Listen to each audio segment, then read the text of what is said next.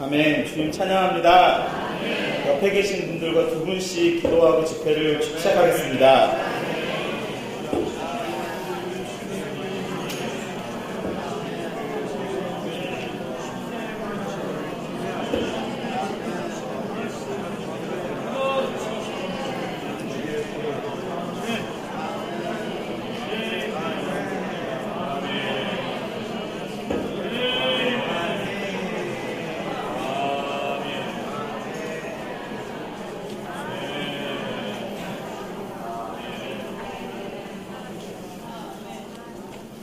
아멘. 주님을 찬양합니다. 주 예수님, 주 예수님 사랑합니다. 주 예수님, 주 예수님 사랑합니다. 아멘. 아멘. 오늘 여기 말씀에서 침례 받는 사람들과 침례를 주는 사람을 먼저 교통하겠습니다. 침례 받는 사람들에서 첫 번째 말씀 구절을 마가복음 16장 16절을 같이 한번 선포하겠습니다. 믿고 침례를 받는 사람은 구원을 받을 것이지만 믿지 않는 사람은 유죄 판결을 받을 것입니다. 아멘. 두 번째 말씀도 같이 한번 읽어보겠습니다.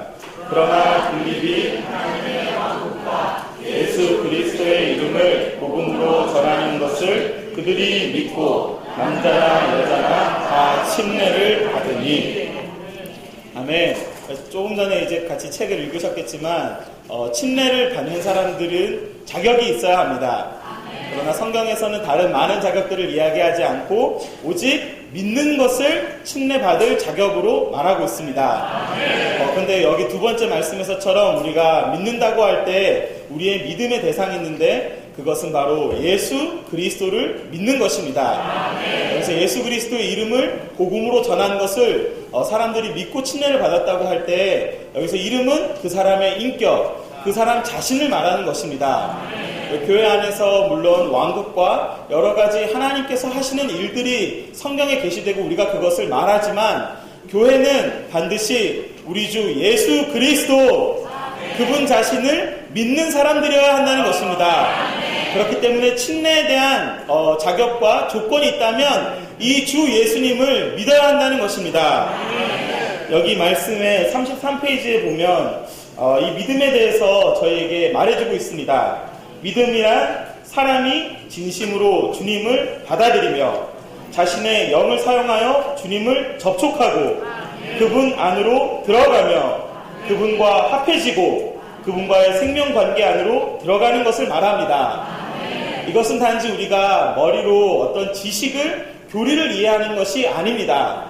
한 분 인격을 우리가 우리의 온 마음으로 받아들일 뿐 아니라 심지어 우리 마음 깊은 곳에 있는 영을 사용하여 영이신 그분을 접촉하는 것입니다. 또한 여기서 어떤 분들은 비록 많은 교회를 다 많은 교리들을 다 이해하지는 못했지만 마음과 영으로부터 주님께 기도했고 주님을 그들의 일생의 구주로 영접하여 믿고 침례받은 것을 우리에게 말해줍니다. 그렇기 때문에 우리는 반드시 우리의 마음을 진심으로 주님을 믿는 것이 필요합니다. 주 예수님, 여기 세 번째 말씀 구절을 또 함께 읽어보겠습니다. 그들이 길을 따라가다가 물 있는 곳에 이르자 메시가 보십시오, 물이 있습니다. 내가 침례받는 것을 무엇이 맞겠습니까? 라고 하니 빌립이 그대가 마음을 다하여 믿으면 구원을 받을 것입니다. 라고 하자 그가 대답하였다. 나는 예수 그리스도께서 하나님의 아들이신 것을 믿습니다. 아멘. 마음을 다하여, 마음을 다하여. 정말 이 말씀이 너무나 마음을 만졌습니다. 단지 그냥 조금 받아들여서 설득당해서 그냥 주님을 믿는 것이 아니라 우리의 온 생각과 우리의 모든 감정과 우리의 의지를 다해서 그분을 믿는 것입니다. 정말 이것은 주님을 뜨겁게 사랑하는 것이고 그분만을 생각하는 것이며 나의 모든 것이 그분을 향하도록 내 의지를 사용하는 것입니다. 우리는 마음을 다하여 그분을 믿을 필요가 있습니다. 또한 4번 함께 또 읽겠습니다. 회당장 그리스도가 그의 온 집안 식구와 함께 주님을 믿었고 많은 고린도 사람들도 말씀을 듣고서 믿고 침례를 받았다. 아멘. 여기에서의 중점은 말씀입니다. 우리가 믿는다고 말할 때 한면으로 주님 자신이 우리에게 추상적인 인격이 될 수도 있습니다. 그러나 주님께 감사한 것은 그분은 우리에게 성경 말씀을 주셨고 이러한 기록된 말씀 안에 그분이 정확하고 분명하게 어떠한 분이신지를 우리에게 알려주셨다는 것입니다. 그렇기 때문에 우리는 반드시 순수한 말씀에 따라서 주님을 믿을 필요가 있습니다. 여기 주석에 나온 고린도전서 15장 29절의 말씀은 당시에 고린도 믿는 이들이 하나님이 말씀하지 않고 하나님이 정하시지 않고 심지어 사도들도 가르치지 않았던 어떤 것을 그들의 마음에서부터 생각해서 믿은 것을 말합니다. 이것은 성경의 가르침이 없던 것이었기 때문에 사도가 여기서 그 고린도에 믿는 이들을 꾸짖는 장면이 나오는데 여기서 우리가 볼 수 있는 중점은 우리는 반드시 하나님의 말씀에 따라서 우리의 주 예수 그리스도를 믿어야 한다는 것을 말합니다. 아멘. 주님을 찬양합니다. 침례를 주는 사람에서 1번 말씀을 또 함께 읽어보겠습니다. 사실은 예수님께서 직접 침례를 주신 것이 아니라 그분의 제자들이 준 것이다. 아멘. 여기 요한복음 4장에서 보면 1절에 예수님께서 침례자 요한보다 더 많은 제자를 얻으시고 또 침례를 주셨다는 것에 대한 말씀의 설명으로 이 2절의 말씀이 나왔습니다. 그러나 이 말씀을 볼 때 침례자 요한은 한면으로 자신이 침례를 거의 많이 줬던 것 같아요. 근데 여기 말씀을 보니까 예수님은 자신이 직접 침례를 주신 것이 아니라 그분의 제자들을 통하여 제자들이 침례를 주게 하셨다고 말하고 있습니다. 여기서 한 가지는 침례를 주는 사람의 자격 요건은 주님을 믿는 그분의 제자여야 한다는 것입니다. 그러나 또 하나의 중점은 예수님께서도 그분이 직접 모든 침례를 다 주려고 하지 않으셨다는 것입니다. 가능한 한 많은 제자들이 침례를 줄 수 있도록 주님도 그분의 일 안에서 이렇게 안배하신 것을 우리는 볼 수 있습니다. 2번 말씀도 같이 한번 읽겠습니다. 그러므로 여러분은 가서 모든 민족을 나의 제자로 삼아 아버지와 아들과 성령의 이름 안으로 침례를 주고 아멘. 모든 민족을 침례를 준다고 할 때 생각을 해보니까 정말 주님의 모든 믿는 이들이 주님의 제자들이 다 나가서 침례를 줘야지 모든 민족을 다 침례를 줄 수 있지 않겠습니까? 제가 이 말씀 생각할 때 정말로 이렇게 침례가 몇몇 특별한 사람들에게 특별히 어떤 성직 계급에 있는 사람들에게만 주어져서는 안 되고 가급적 모든 믿는 이들이 다 나아가서 침례를 줄 수 있어야 되겠다. 그런 인상을 받게 되었습니다. 아멘. 3번 말씀도 같이 한번 읽겠습니다.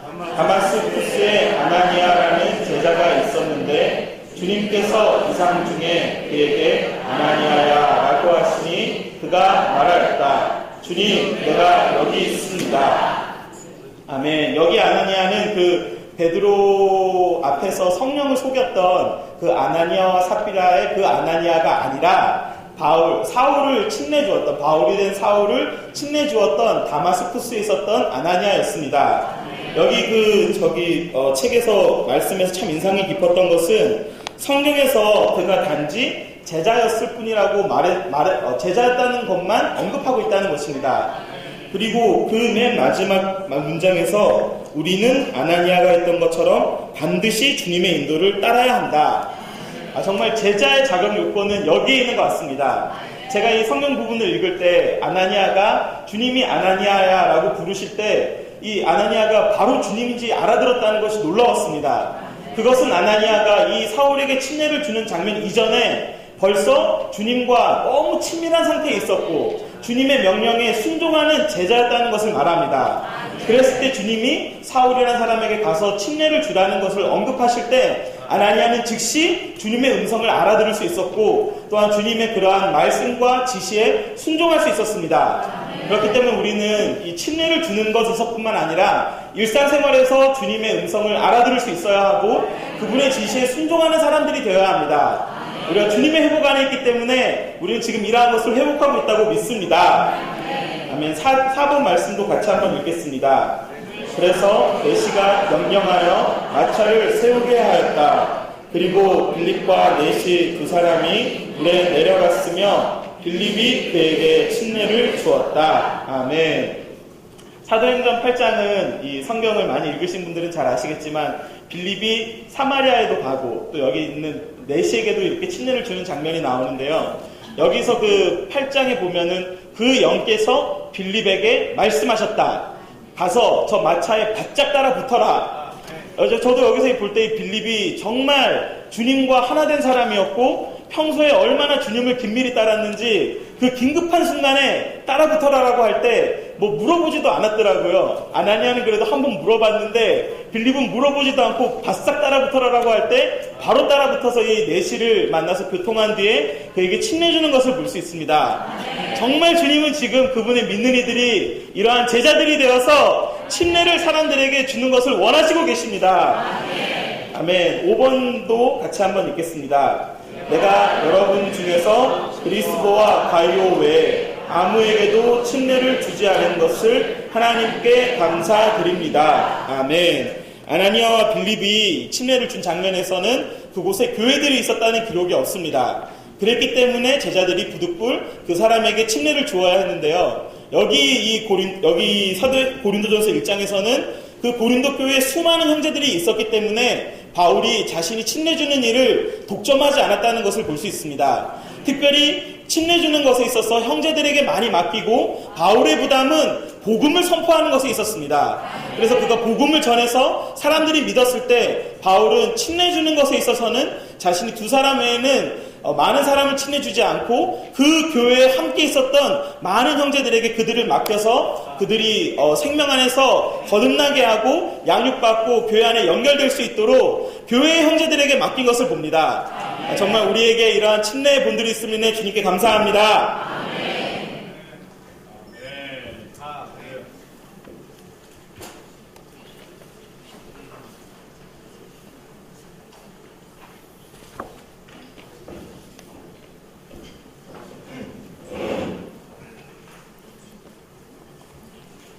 아멘. 주님께 찬양합니다. 로마서 7번부터 17, 8, 9, 10번, 10번까지 한번 읽어보겠습니다. 침례를 받는 사람들, 침례를 주는 사람, 침례의 시기, 침례의 장소, 침례에 대한 교정. 침례를 받는 사람들은 아까 우리 형님이 교통한 것처럼 믿는 사람들입니다. 믿지 않는 사람에게는 침례를 실행해야 아무런 효과도 없고 그럴 수도 없습니다. 그래서 먼저 믿는 사람들은 침례를 받는 것이고 침례를 주는 사람은 특정한 정해진 사람이 아니라 주님의 제자라면, 주님을 믿고 주님을 섬기는 제자라면 침례를 줄 수 있다는 것입니다. 이러한 것에 있어서의 근거는 우리는 어떠한 교리를 따르지 않고 성경을 따르는 것입니다. 그렇기 때문에 우리의 표준은 어떤 교리에 있지 않고 성경에 있는 것입니다. 성경만이 우리의 유일무이한 표준인 것입니다. 그렇기 때문에 성경에 없는 침례 의식은 그것은 합당하지 않다는 것입니다. 여기도 여러 군데에서 성경의 본을 따라야 된다. 이것은 성경에서 빗나간 것이다. 이런 말을 해놓으셨어요. 그리고 심지어 이러한 침례라는 항목을 회복해야 한다. 그죠? 그런 말씀을 많이 해주셨고, 이것이 심지어 이 침례에 대한 교정도 필요하다는 것입니다. 그 다음에 침례를 받는 사람들은 믿는 사람들이고, 침례를 주는 사람들은 제자들이고, 그 다음에 침례의 시기는 때와 장소가 없습니다. 믿음이 전해지는 곳, 즉 복음이 전해지는 곳에서는 침례가 즉시 실행되어져야 한다는 것입니다. 저도 이 점에 대해서 이번에 관념이 많이 바뀌었는데 먼저 복음을 전해놓고 합당한 때가 돼서 침례에 대한 인식을 좀 하면 침례를 주지 뭐 이렇게 생각했는데 여기에 보면 상당히 격려가 되는 구절이 있습니다. 특별히 사도행전 몇 자리 16장 그죠? 사도행전 16장 33절에 보면 여기 페이지 41페이지죠. 책은 41페이지입니다. 로마 숫자 8번에 4번입니다. 그죠? 간수는 그날 밤 그 시간에 그들을 데려다가 상처를 씻어주었으며 즉시 그와 그의 온 집안 식구가 침례를 받았습니다. 여기에 즉시라는 말이 있습니다. 이때 상황은 사실상 바울이 감옥에 갇혀 있을 때고 신라와 함께 찬송을 부르고 있었는데 한밤중이었습니다. 그때 웅문이 열리고 간수가 볼 때 도망간 줄 알았는데 바울과 신라가 안에 있었어요. 그래서 간수는 자살을 하려고 했잖아요. 근데 어쨌든 간수가 바울과 신라를 데리다가 내가 어떻게 해야만 구원을 받을 수 있습니까? 주 예수를 믿으라. 그리하면 너와 내 집이 구원을 얻으리라. 그래서 그 집안에 구원이 임했습니다. 그리고 그날 밤 즉시 침례를 받았다는 것입니다. 한밤중이라 할지라도 침례를 받았고, 여기 아까 내시의 이야기도 내시는 낮에 받았죠. 그리고 저도 이것에 있어서 한 가지 이게 새롭게 깨달은 것은 그곳에 교회가 있다면 교회에 합당하게 연결시켜서 교회 형제님들과 함께 침례를 줄 수도 있지만, 그렇지 않을 때는 불가피한 상황에서는 빌립이 내시를 혼자 침례를 준 것처럼 혼자라도 침례를 줄 수 있어야 한다는 것입니다. 이것을 미뤘을 때가 더 문제라는 것입니다. 미룰 때 그 안에서 갖고 있는 감정, 마치 쇠가 불붙게 달아 있을 때 쳐서 바로 찬물에 담궈야 이게 열의 강도가 세지거든요. 온도차가 심해질 때. 그런데 계속 빨간 불로 빨갔을 때 쳐서 날카롭긴 하는데 이게 식은 상태에서 물에 집어넣으면 열 처리가 안 돼요. 담금질이 안 된다고요. 그래서 막 달궈 있을 때 물에 집어넣어야 됩니다. 마찬가지로 우리 안에 성령의 임재가 있고 구원의 교통을 했을 때 바로 주님을 영접하고 침례를 받아야 한다는 것입니다. 그래서 저도 한 가지 비결을 배웠는데, 만약에 한다면 만약에 저희 형제님들은 계속 이렇게 구원 교통을 하고 있을 때 자매님들은 눈치를 딱 봐서 물을 받아야 됩니다. 그래서 끝나면 바로 침례를 줄 수 있어야 합니다. 그 다음에 침례 장소, 로마 숫자 9번 한번 읽어보겠습니다. 침례 장소. 그들이 길을 따라가다가 물이 있는 곳에 이르자 내시가 보십시오. 물이 있습니다. 내가 침례받는 것을 무엇이 맞겠습니까? 그리고 2번, 한편 요한도 살렘 근처 에논에서 침례를 주고 있었다. 왜냐하면 그곳에 물이 많았기 때문이다. 사람들이 와서 침례를 받았다. 침례는 반드시 물로 주어야 합니다.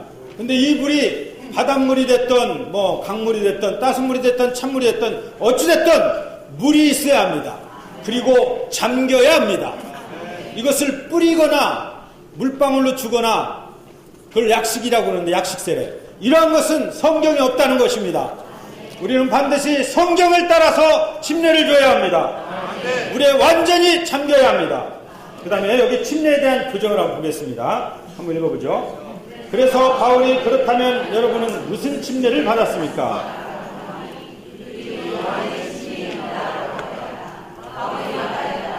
요한은 회개의 침례를 주면서 사람들에게 내 뒤에 오시는 분, 곧 주 예수님을 믿으십시오 라고 하였습니다. 그들이 이 말을 듣고 주 예수님의 이름 안으로 침례를 받았다. 그러니까 여기에 이제 그 내용인데, 사실은 저도 이걸 보면서 우리가 정말 침례를 합당하게 주었나, 또는 침례를 합당하게 받았나, 이걸 한번 돌아봐야 한다는 것입니다. 다만 어떤 형식과 격식과 의식으로 침례를 주었다면 이것은 교정받아야 한다는 것입니다. 반드시 주님의 이름 안으로 침례를 받아야 합니다. 지난주에 몇 가지 안으로 들었었죠. 그리스도의 죽음 안으로 침례를 받고, 그리스도 안으로 침례를 받고, 삼일 하나님 안으로 침례를 받고, 그리스도의 몸 안으로 침례를 받아야 하고, 지금은 그리스도의 이름 안으로 침례를 받아야 한다는 것입니다. 왜 이름이 중요합니까? 그 이름은 인격이요, 그 이름 안에 담겨있는 놀라운 삼일 하나님의 풍성이 있다는 것입니다. 그래서 우리가 주님의 이름을 부를 때 다만 이것은 하나의 형식적인 실행이 아니라 주님의 이름을 부를 때마다 주님의 모든 측량할 수 없는 풍성이 우리 안에 분배되고 공급된다는 것입니다. 이 예수라는 이름은 예는 여호와라는 뜻입니다. 수는 구원자라는 뜻이에요. 그렇기 때문에 구약의 히브리어로 여호수아가 예수라는 이름입니다. 사실 모세는 이스라엘 백성들을 이끌어 광야에 인도했지만 여호수아는 그들을 이끌어 가나안 땅으로 인도했습니다. 가나안 땅은 만유를 포함한 측량할 수 없는 그리스도를 상징하는 것입니다. 그렇기 때문에 우리가 오늘날 영 안에서 가나안 땅으로 들어가려면 예수의 이름이 필요한 것입니다. 우리가 매 순간 주님의 이름을 부를 뿐 아니라 침례를 줄 때도 반드시 주님의 이름 안에서 침례를 주어야 합니다. 이것은 바로 삼위일 하나님 안으로 침례를 주는 것과 동일한 것입니다. 그래서 만약에 이러한 침례에 있어서 우리가 부적합하게 침례를 받았거나 부적합하게 침례를 주었다면 우리 이것을 반드시 교정해야 합니다. 근데 왜 이렇게 당신들은 복잡하게 꼭 물에 잠겨야 되고 그렇게 해야 됩니까? 라고 말한다면 우리는 성경을 따라서 이러한 표준을 따라서 침례를 준다고 말해야 합니다. 제가 이게 이제 시간이 좀 남은 것 같은데 여기 보니까 이 지난번 침례 한번 교통했잖아요. 그래서 여기에 보니까 이 놀라운 말이 있더라고요. 침례를 받고 나면 우리는 신약의 축복들을 누리기 시작하는 것이다. 이것은 생명의 성장의 시작이요 침례를 받고 주님을 누리는 것의 시작이며 섬김의 시작이다. 우리가 침례를 받았다면 우리는 그리스도의 모든 신약 안에 있는 축복들을 누리기 시작하는 것이고 그것을 누릴 뿐 아니라 그분을 섬기는 것이고 또한 생명의 성장이 시작된다는 것입니다. 다만 침례를 받음으로 세상에서 구원을 받을 뿐 아니라 영역이 옮기는 문제가 아니라 주님을 섬기는 문제요 누리는 문제요 생명이 자라는 문제라는 것입니다. 그리고 제가 하여튼 우리 형제자매님들의 많은 격려와 방문과 이러한 그 기도 속에서 저희 어머님의 장례를 잘 마쳤습니다. 저희 가족들이 너무나 감사했고 제가 대표로 감사 인사를 드리겠습니다. 아멘.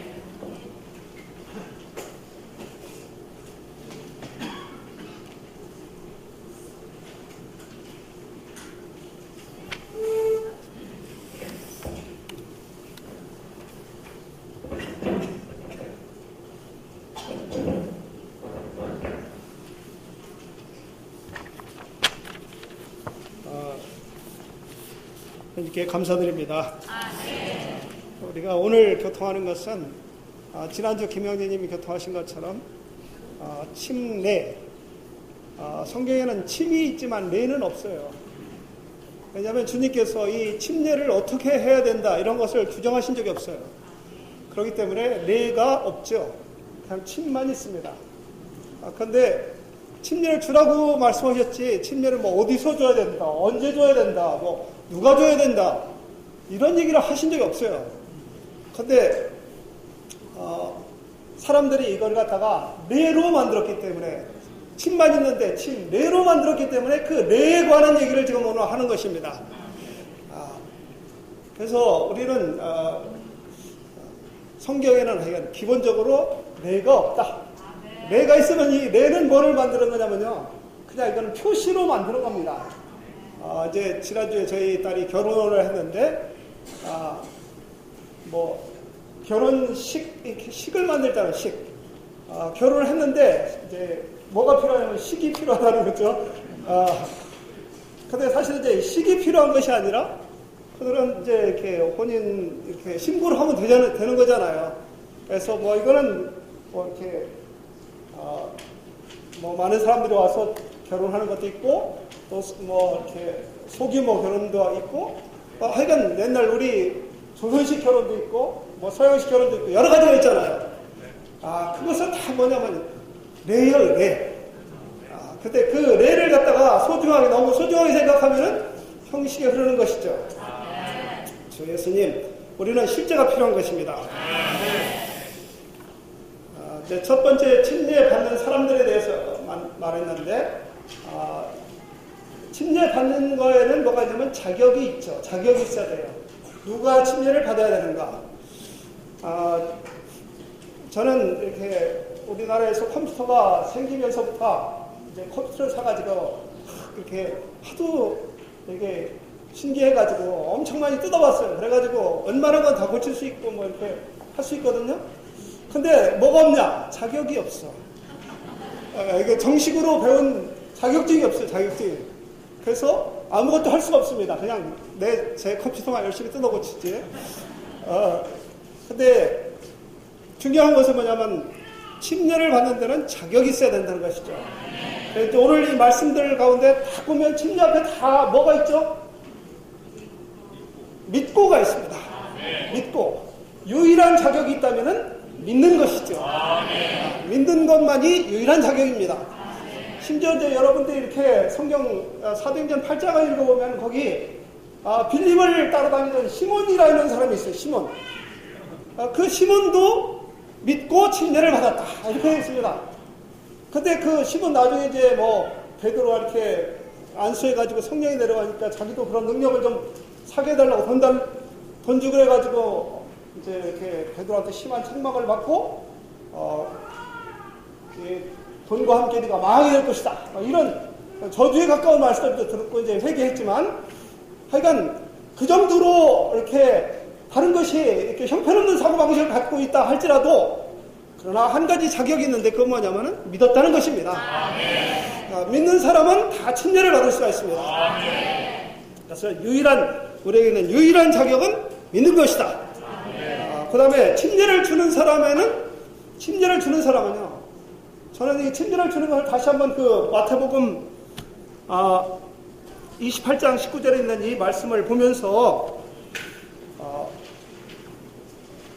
아버지와 아들과 성령의 이름 안으로 침례를 주고, 근데 거기 그 앞에 무슨 말씀이냐면 하늘과 땅에 있는 모든 권세를 다 나에게 주었으니 그러므로 너희는 가서 이렇게 했어요.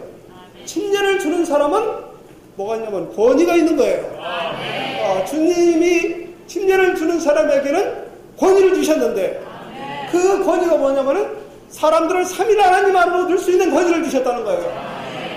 그래서 우리는 이 권위가 정말 우리가 그냥 단지 어떤 일을 이렇게 침례를 주는 일을 하는 것이 아니라 이것은 사람들을 이끌어가지고 그리스도 안으로 삼위일 하나님 안으로 넣는 이런 놀라운 일이라는 사실을 정말 우리는 알아야 되겠다는 것이죠. 우리에게 주님께서 이러한 권위를 주셨습니다. 우리가 어떠한 존재가인데 우리가 삼위일 하나님 안으로 사람들을 연합하게 할 수가 있겠습니까? 정말 놀라운 이러한 권위를 우리에게 주셨다는 것에 대해서 너무나 감사했습니다. 근데 이제 이 침례에 대해서 항상 이렇게 이 말씀을 3주 동안 누리면서 크게 느끼는 것은 뭐냐면 우리는 반드시 이 교통을 할 때 믿는 이들에게 복음에 대해서 교통을 할 때 우리는 복음과 침례를 나누지 말고 교통해야 된다는 것입니다. 그래서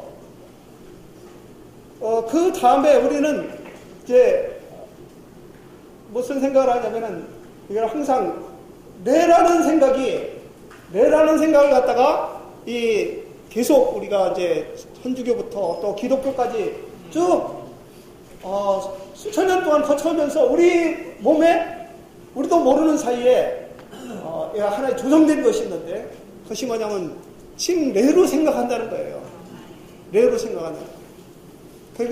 그래서 어떠한 여건이 잘 갖춰져야지 침례를 준다. 이제 저희들도 이렇게 이제 침례를 받을 때 그때는 이제 침례를 1년에 한 2번쯤 이렇게 받았습니다. 근데 하여간 한 해 동안 구원 받은 사람 다 모아가지고 이제 이렇게 교육을 시키고 그 다음에 이제 침례에 대한 교통을 하고 그 다음에 이제 저 큰 강가에 가서 이제 옛날에 이제 저 덕수호에 가서도 하고 뭐 이제 저 우이동 가서도 하고 막 이제 서울에서 그랬는데 하여간 물 좋고 산 좋은 곳에 가가지고 이렇게 침례를 받았습니다. 하여간 기억은 잘 충분히 남는데 그러다 보니까 침례가 많은 경우에 레가 되는 경우가 너무 많이 있었어요. 그래서 우리는 이것을 갖다가 바꿔야 된다는 것이죠. 주 예수님. 그래서 우리는 누구든지 침례를 줄 수가 있다. 근데 우리는 이제 또 한 가지 알아야 될 것이요. 성경에 있는 사도행전에서 있는 많은 실행들, 이제, 성경에서는 이제 침례에 대한 규례가 없지만 뭐가 있냐면은 예가 있어요, 예가. 성경에 이제 사도행전에 특별히 침례에 관한 많은 예들이 있는데 그 많은 예들을 볼 때,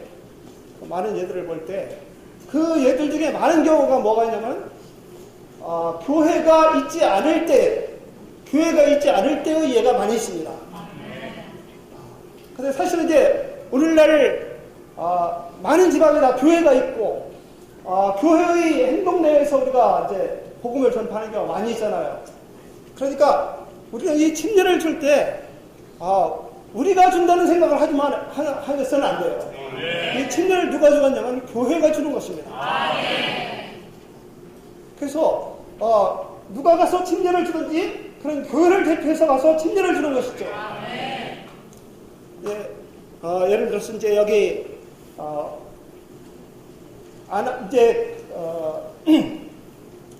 빌립이 이렇게 침례를 침례를 줬잖아요. 그 사마리아에 가가지고 침례를 줬지만 이 베드로하고 이제 형제님들이 가셔가지고 안수해가지고 그들에게 성령을 받게 했죠. 그것은 교회에서 침례를 주었다는 것을 갖다가 확인해 주는 것입니다. 근데 빌립이 이제 저 사막에 내려가가지고, 그 이제 아시겠지만 이 예루살렘 밑에 한참 내려가면 다 사막인데 그 사막에 쫓아가가지고 이제 가가지고 이디오피아 메시아에게 침례를 주지 않습니까? 그랬을 때는 거기에 빌립에는 없었어요. 침례를 주는, 우리는 생각하기에 빌립은 침례는 두 사람 혹은 세 사람이 같이 줘야 된다 이렇게 생각하지만 그때는 거기 교회가 없었기 때문에 두세 사람이 같이 갈 수도 없었어요. 그랬을 때는 혼자서 침례를 주었던 것입니다. 그래서 우리는 이러한 데 대한 인식이 분명히 있어야 될 필요가 있죠. 우리가 침례를 아무도 침례를 같이 도와줄 사람이 없으면 혼자 줄 수 있습니다. 또 같이 도와줄 지체들이 있으면 같이 도와서 침례를 줘야 되는 것이죠. 만약에 자매님들이 복음을 전했으면 어떻게 해야 되겠습니까? 자매님들 그 자리에서 줘야 되겠죠. 우리는 교회의 도움을 요청해야 되는 것입니다. 왜냐하면 이것은 많은 경우에 행정인 문제가 많이 있잖아요. 이런 경우에는 우리 자매님들이 대표해가지고 나가는 것이 아니라 형제들에게 도움을 요청할 수 있으면 도움을 요청하는 것이 정상적입니다. 그래가지고 침례를 주는 그것이 이 교회 안에 있는 많은 질서에 있어서 아주 중요한 것이죠. 여기 이제 계속 이 침례를 주는 사람들에 대해서 말씀하실 때, 바울 형제님이 내가 그리스도와 가이오에는 고린도 교회에서 고린도인 다른 사람들에게 침례를 주지 않았다고 그랬어요. 우리는 누가 침례를 줬느냐라는 것을 많이 생각해요. 나는 이제 이렇게 제가 교통해 보면은 나는 그때 어떤 형제님한테서 침례를 받았다. 이런 생각을 많이 하거든요. 사실은 그때 어떤 형제님한테서 침례를 받은 것이 아니라 교회가 침례를 준 것이고, 그 형제님이 교회를 대표해가지고 침례를 준 것이죠. 그런데 어떤 형제님한테서 침례를 받았다. 그래서 특별히 바울 형제님한테 침례를 받았다. 이거 굉장한 거잖아요. 그래서 사람들이 바울 형제님한테 침례를 받은 사람 뭐라고 생각하냐면 나는 바울에게 속했다. 이렇게 얘기한다는 겁니다. 그래서 우리는 이러한 많은 문제들이 생길 수 있기 때문에 침례를 줄 때 이것은 바울 형제님은 가급적인 그래서 그러한 문제가 생기지 않도록 하기 위해서 많은 지체들에게 이제 바울을 따르던 디모데도 있고 이제 여러 형제님들이 많이 있잖아요. 그 다른 제자들에게 침례를 주게 했어요. 왜? 침례를 주는 것은 제자들이 침례를 주는 것이지 사도의 직임이 침례를 주는 것이 아니에요. 직임이 침례를 주는 것이 아니라 우리의 신분, 제자라는 신분이 침례를 줄 자격을 주는 것입니다. 예수님, 이제 침례의 시기, 저는 침례의 시기 할 때, 이제, 옛날부터 이런 생각이 많이 들어서, 지금도 침례는 이렇게 좀, 모아가지고, 이렇게 침례를 줬으면 하는 그런 생각을 가지고 있는데, 그것이 이제 이 사도행전 16장에서 이제 이렇게 확 무너졌습니다. 저는 옛날에 이제 그런 생각을 많이 했어요. 이영재님이 전에는 그런 말씀 안 하셨는데, 세계를 실행하시면서 갑자기 집안에 있는 목욕탕을 다 열라는 거예요. 그 집안에 있는 목욕탕을 열고, 그 목욕탕에서 침례를 주라고.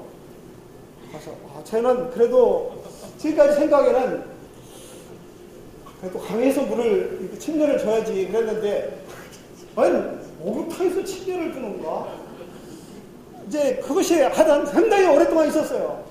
근데 이 사도행전 16장에 있는 예가 바로 집에서 목욕탕에서 침례를 준 예예요.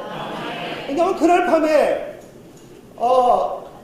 이 간수가 밤중에 뭐 강에 갔을 리도 없고, 또 거기 말씀에 보면은 그 온 식구들이 같이 나와가지고 그 말씀을 들었다고 그랬습니다.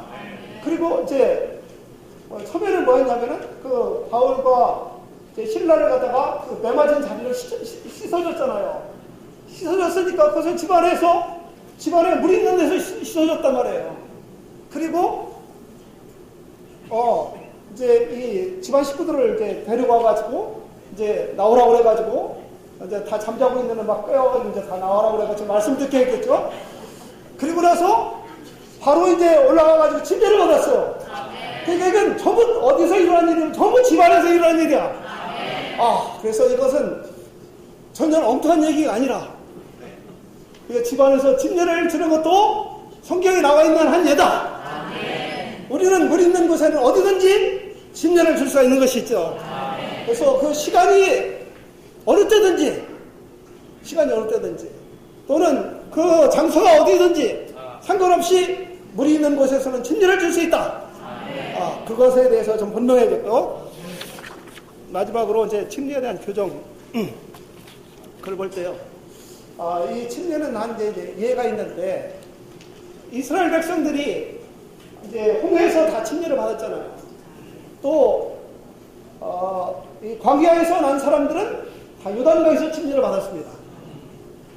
근데 2번 받은 사람이 2사람이 있잖아요. 여호수아와 갈렙은 저 애굽에서 난 사람들이잖아요. 그들은 2번 받았습니다. 여러 사람이 2번 받은 건 아니고 2사람이 2번 받았어요. 저도 침례를 2번 받았습니다.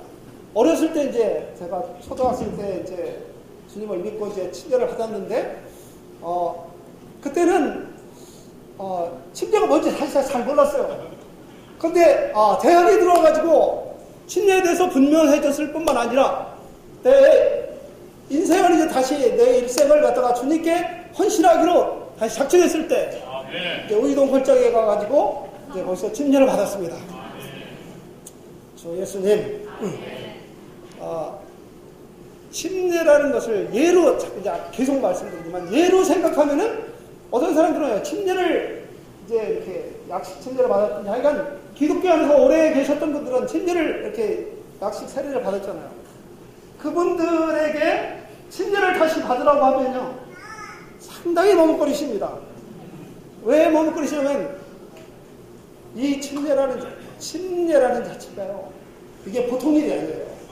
침례를 받기 전에는 반드시 뭐라는, 이 침례를 받으면서 나의 모든 것이 다 변한다는 것을 아셔야 돼요. 이것은 영역이 옮겨지는 문제예요.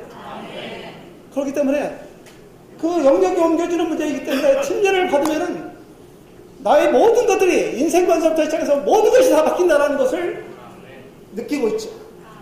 그래서 악한 자는 그거에 대해서 꺼리키는 마음을 굉장히 많이 줘요. 그러나 우리는 분명히 이렇게 예로 받았다면은 침례 다시 받아야 됩니다. 그리고 침례를 받은 사람들은 반드시요, 계속 침례에 대해서 우리는 기억해야 돼요. 그래서 뭐냐면, 내가 주님과 함께 죽고 함께 장사 지내고 함께 부활했다는 사실을 항상 기억해야 됩니다. 그것이 우리 온 인생을 새로운 방향으로 가게 해줄 것입니다. 아멘. 내 마음의 노래 55장.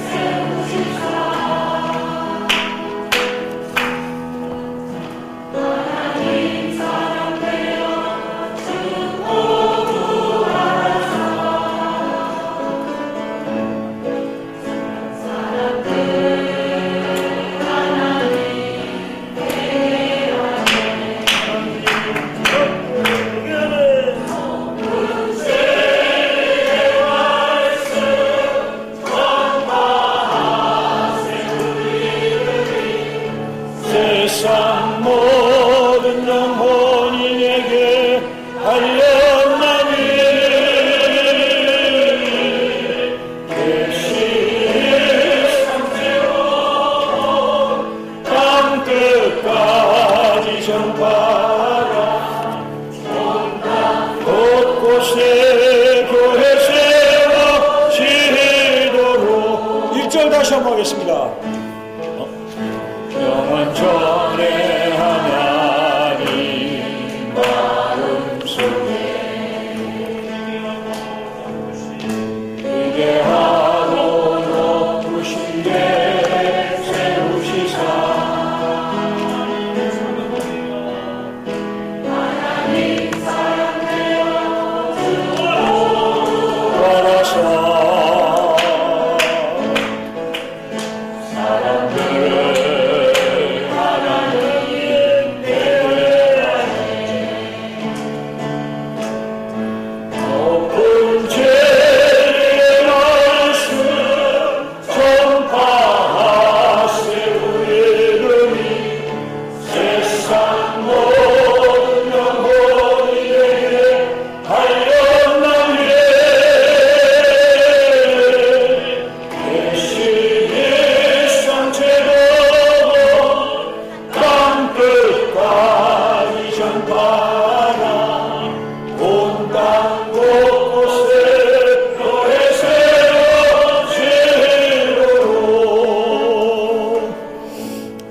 주님의 회복 안에서 특별히 이 한국에서 이러한 침례 실행이 하나님이 정하신 길에 따라서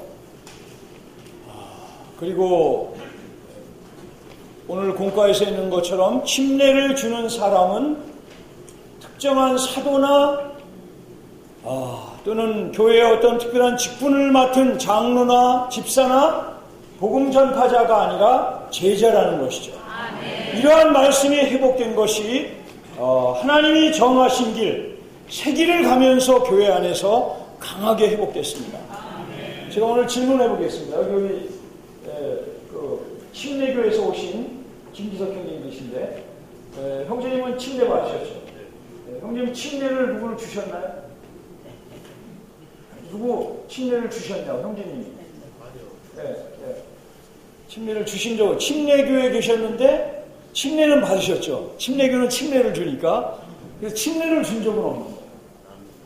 자, 그러면은 지금 이 자리에 앉아 계신 이제 자매님들은 아마 침례를 안 주셨을 거예요. 그러나 그러한 사정이 있으면 특별한 자매님들이 줄 수밖에 없는 사정이든 자매님들 줄 수 있어요.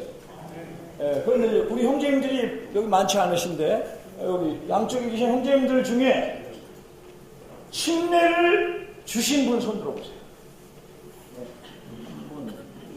주신 분, 받은 분이 아니라 6분, 7, 8, 9, 10, 12. 벌써 12명이나 되잖아요. 네? 이 침례는 누가 줍니까? 제자가 주는 거예요. 기묘한 것은 마태복음 28장에 주님이 11사도를 찾으셨어요. 그러나 성경의 기록은 11사도에게 명하신 게 아니라 11제자에게 명하셨습니다. 너희는 가서 모든 민족으로 제자를 삼아 아버지와 아들과 성령의 이름 안으로 침례를 주고, 침례를 줄 수 있는 자격은 제자냐. 여기서 제자이신 분 손 들어보세요. 정말 제자이세요? 내려보세요. 심지어 이 기독교에는 제자입니까? 라는 책이 있어요. 아주 유명한 저자에서 쓰여진 제자입니까? 이 대부분의 성경 말씀은 제자는 절대적으로 주님을 따르고 주님이 계신 곳에 따라가고 심지어 자신의 소유를 팔아버리고 이런 사람을 제자라고 언급한 데가 많아요. 그런데 기묘한 것은 사도행전에서 특별히 6장에서 보면 모든 믿는 이들이 제자임을 지칭합니다. 이것은 바꿔 말해서 믿는 사람은 바로 제자이며 예수 그리스도를 따르는 제자들이며 침례를 줄 수 있는 사람들입니다. 우리는 침례를 받을 수 있을 뿐 아니라 침례를 줄 수 있습니다. 자매님들은 남편들이 다 침례를 주는 사람들이 되도록 기도하셔야 됩니다. 정말 이건 놀라운 거예요. 자, 그러면 제가 이제 오늘 여기 37조, 여기 부담이 좀 여기 있습니다. 37조. 제일 첫 줄인데 36쪽에 네 자가 이쪽에 있습니다. 그분의 제자라면, 같이 읽겠습니다. 그분의 제자라면 누구라도 사람들에게 복음을 전파하고 침례를 주어야 한다. 복음을 전파하는 것은 그분의 제자들의 하늘에 속한 직업이고 사람들에게 침례를 주는 것은 그들의 의무이다. 자, 그럼 여기서 오늘 우리가 분명히 해야 될 것은 우리의 직업을 분명히 해야 돼요. 우리의 직업. 여기 자매님 직업이 선생이죠. 네? 선생인데 선생은 선생이지만 진짜 하늘에 속한 직업이 있어요. 아이들 키우느라고 지금 휴직을 많이 해서 선생인지 아닌지 막 혼돈이 갈 정도로, 예? 막 스트레이트로 3명 막 휴직을 해가지고. 자, 그런데 오늘 우리 모두 믿는 이들의 직업이 있는데 이 직업이 뭡니까? 복음을 전하는 것입니다. 그래서 성남교회는 정말 우리는 다 이런 꿈을 꿀 수 있기 바랍니다. 매주 모든 소그룹에서 또는 소그룹까지는 안 가더라도 지역에서 최소한 매주 침례를 주는 명단이 올라올 수 있길 바랍니다. 이곳이 여기에 직업을 여기 지금 한 120명 정도 모여 있는데 120명의 직업을 가진 복음을 전하는 직업을 가진 사람들이 여기에 앉아 있는데 일주일 동안 하나도 못 팔았어요. 물건을 하나도 못 팔아. 그러면 어떻게 합니까? 회사 문 닫는 거예요. 우리는 하늘에 속한 직업이 있는데 그것은 복음을 전하는 사람들입니다. 때를 얻든지 못 얻든지 우리는 힘써서 필사적으로 복음을 전하는 사람들이 되어야 합니다. 그 다음에 이 복음을 전하는 건 우리의 직업이고 의무가 있는데 의무가 뭐냐면 침례를 줍니다. 우리의 복음을 받은 사람을 물속으로 복음을 전할 때 보면 압니다. 이 사람이 그냥 다 아는 건 아니에요. 우리가 뭐 하나님이 아니니까. 어떤 사람은 막 시원찮게 침례를 받는데 침례 받고 나서 생활이 강하게 침례 받은 사람보다 더 잘해. 그러니까 우리의 느낌과 상황에만 꼭 있는 건 아니에요. 또 우리의 느낌을 그렇게 신뢰할 수도 없어요. 그래서 우리는 주님의 명령에 따라 그 사람이 주 예수님의 이름을 영접하고 그분의 이름 안으로 믿어 들어갔다면 우리는 즉시 침례를 주는 걸 시행해요. 제가 이 예를 드는 건 뭡니까? 우리의 직업은 복음을 전파하는 것. 그리고 의무가 있어. 전파하는 것만 하면 안 돼. 의무가 있는데 그게 뭐냐면 이 보험하는 사람들이 사인을 받아야 그게 보험 계약이 체결되듯이 침례의 물속에 집어넣어야 이게 의무가 다 하는 거예요. 제가 이제 이 형제님은 침례를 드리려고 하는데 이 형제님이 하반신을 들어갈 수가 없어요. 여기 기계를 꽂고 계셔서. 그래서 주님 앞에 기도했더니 머리하고 여기까지 들어갈 수 있으니까 숙여서 이렇게 하죠. 침례를 드려야 된다. 자매님들, 제자, 우리 주 예수님의 제자 여러분, 우리가 제자입니다. 뛰어난 제자이든 좀 부족한 제자이든 중간 가는 제자이든 우리는 다 믿었기 때문에 제자예요. 사도행전 6장 읽어보십시오. 그날에 제자의 수가 늘어났다고 했습니다. 허다한 제자들이 막 허다하게 늘어났다고 했습니다. 6장 읽어보시면 2번 나와요. 우리가 다 제자입니다. 제자로서 반드시 우리는 회복해야 돼요.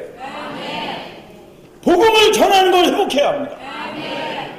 두 번째는 막 이렇게 막 간절하니까 일주일 있다가 또 한 사람이 또 연결됐네.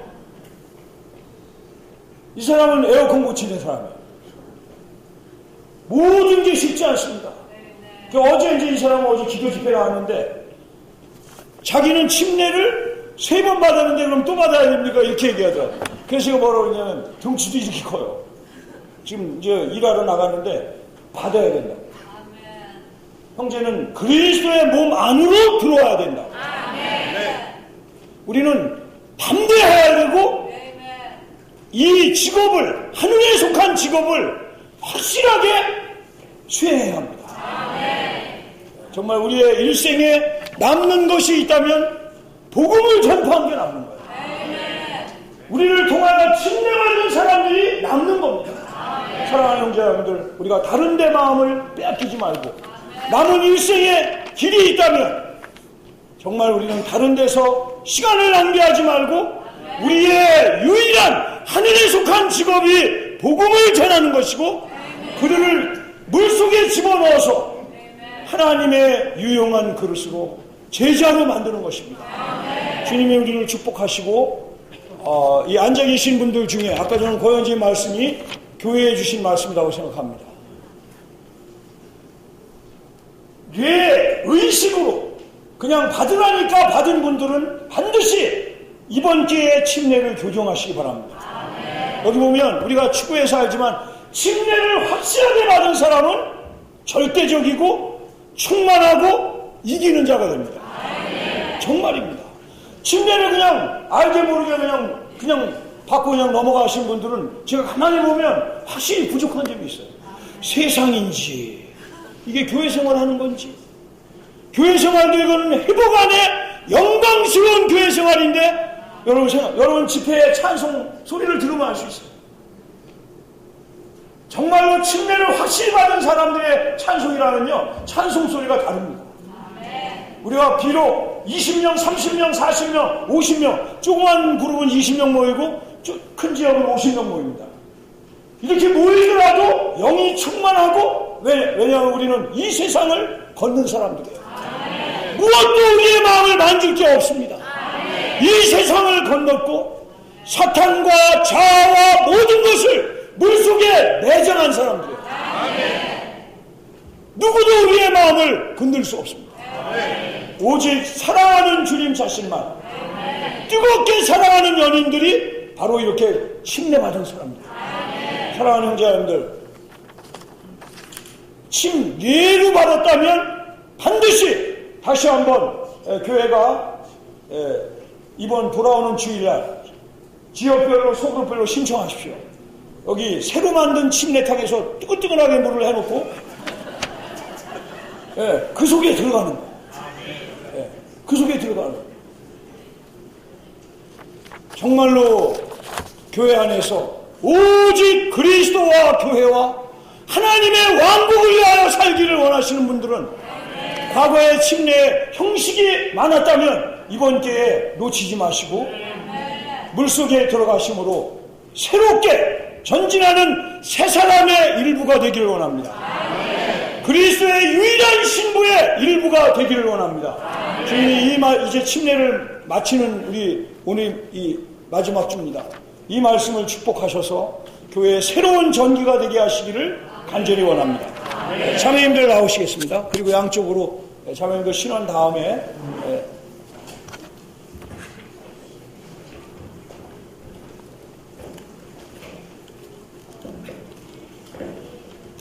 아멘.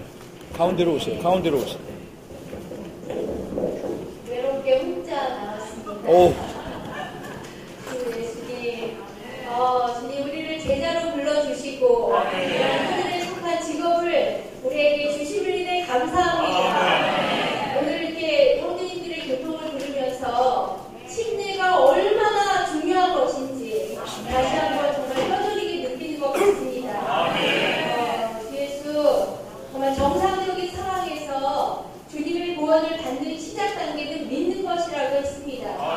완성 단계는 침례라고 했습니다. 침례를 받을 때 정말 믿을 때는 우리가 영적인 생명을 영접하는 거라면 침례는 영적인 생명을 가지고 출생하는 것이라는 것입니다. 아이가 엄마의 뱃 속에 착산되어 자라고 그 아이가 태어나지 않는다면 그 아이는 죽습니다. 마찬가지로 정말 영적인 이런 믿는 것은 영적인 생명을 영접하고 침례받는 것은 출생하는 것을 말합니다.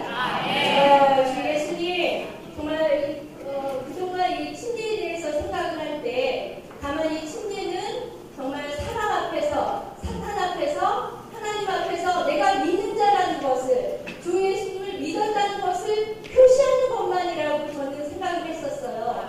그런데 오늘 이러한 공간을 통해서 우리가 주님의 생명 안으로, 또 죽음 안으로, 그분의 부활 안으로 들어가는 것이라는 것이 너무 새로워졌습니다.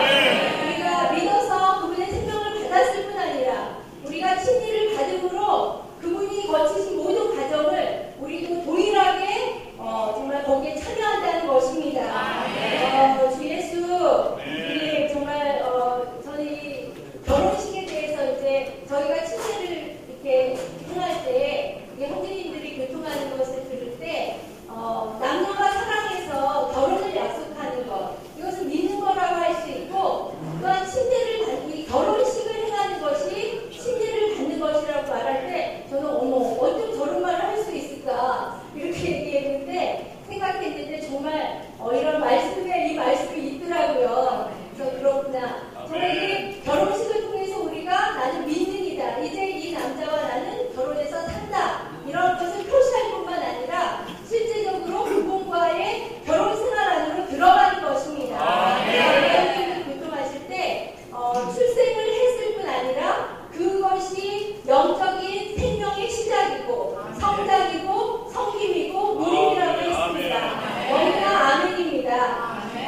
주 예수, 또 이 말씀을 통해서 이 시기를 이 장소를 얘기할 때 우리가 침례를 받을 때 다른 것이 없다는 것입니다.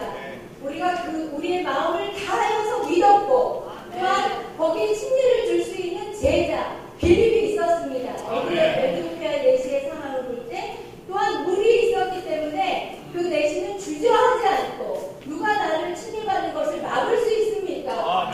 적극적으로 침례를 해야겠다는 것입니다. 제가 이제 주님을 처음 영접할 때 제가 그 시골에서 이제 아파가지고 병가를 내고 병원을 가려고 서울을 올라왔는데, 그때 이제 저희 언니 가정에 지체들이 쫙 앉아 있는 거예요. 복음을 전하려고. 제가 온다는 소식을 듣고 한 7, 8명의 형제 자매님들이 쫙 앉아가지고 복음을 전하시더라고요. 인생의 비밀로.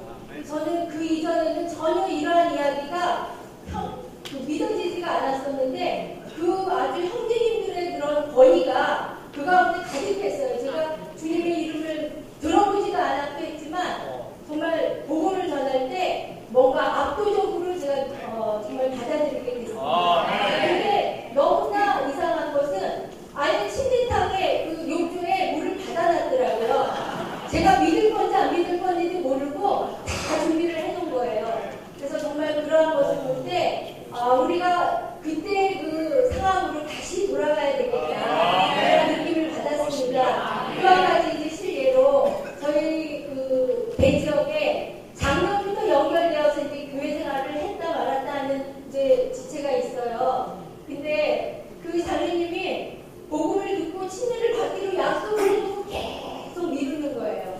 그래서 정말 이 침례의 시기를 놓친 것이 얼마나 후회가 됐는지 주님께 다시 한번 간절히 기도했습니다. 거기 말씀을 추구하면서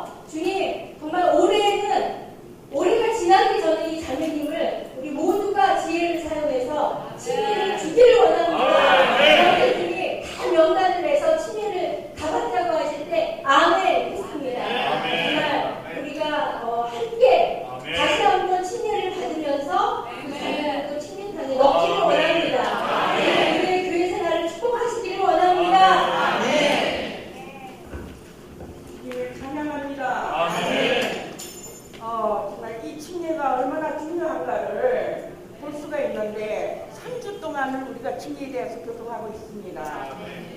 침례의 중요성이 주님 우리를 더 사로잡으시기를 기도합니다. 주 예수여, 정말 침례 받는 사람의 자격이 예수 그리스도를 하나님의 아들이라고 믿는 이 자격입니다. 이런 사람이라면은 다 침례를 받을 수 있습니다. 예수님, 그런데 저는 기독교 안에 있다 왔거든요. 저도